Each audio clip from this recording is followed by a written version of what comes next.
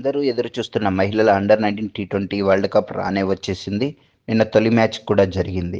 తొలి match India versus West Indies జట్ల మధ్య జరిగింది. టాస్ విషయానికి వస్తే ఇండియా టాస్ గెలిచి ఫీల్డింగ్ ఎంచుకుంది. బ్యాటింగ్కు దిగిన వెస్టిండీస్ జట్టు ఆదిలోనే పెద్ద ఎదురుదెబ్బ తగిలింది. ఓపెనర్లు అంతగా రాణించలేదు అనుకుంటే మిగతా ప్లేయర్లు కూడా సింగిల్ డిజిట్కే పరిమితమయ్యారు. అంటే టీమిండియా బౌలర్ల ధాటికి వెస్టిండీస్ జట్టు కుప్పకూలింది. అతి తక్కువ స్కోర్ చేసిన వెస్టిండీస్ చెత్త రికార్డు తన ఖాతాలో వేసుకుంది. టీమిండియా బౌలర్లు సిసోడియా 3 వికెట్లు తీయగా జోషిత మరియు శుక్లో చెరో 2 వికెట్లు తీశారు.